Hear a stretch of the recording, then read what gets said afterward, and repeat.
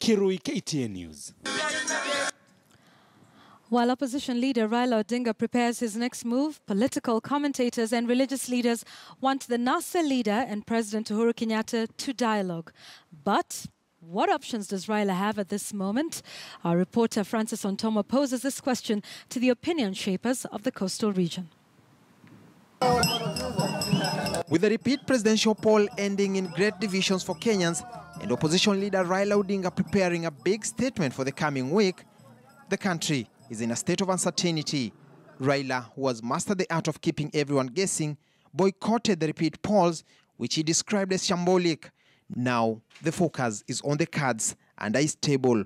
In my opinion, I think there's a need for the two leaders to sit down and dialogue and find a lasting solution for the country. Not a band-aid solution, but a lasting solution for the country, because this has been happening every 5 years. With talks on secession having gathered momentum within some opposition circles, Raila's camp has threatened to unveil him as the head of state should the Electoral Commission go ahead and declare Uhuru Kenyatta as president for a second term. How do you unveil two presidents at the same time?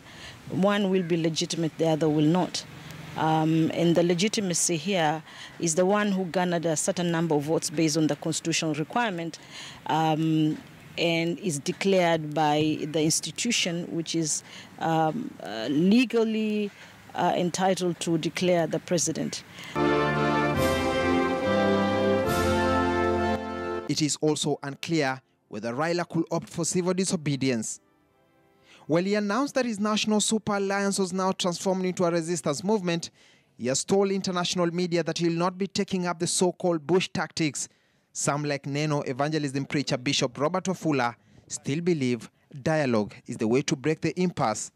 Sentiments closely shared by CAPK's Sheikh Mohamed Halifa. Wote tunahitaji kukaa pamoja, tunahitaji ushirikiano. Na hawa ndio viongozi ambao wako katika nafasi na ni season yao. Ni watengeneze jina au waharibu. Kila mahali tumechanganyikana, NASA na Jubilee. Mapenzi yetu na ushabiki wetu kwa viongozi hawa wawili yasitupelekee kuchoma taifa letu na kujimaliza sisi wenyewe. The international community has also not been spared the criticism. Some feel that global leaders need to take up an active role in mediating the current political crisis. And in the scheme of things, youth leaders have not been left behind in airing their voices on the standoff. Umekaa na jirani yako kwa miaka mingi. Umekuwa ukishia chumvi, umekuwa ukishia sukari, umekuwa ukimsaidia wakati ana shida.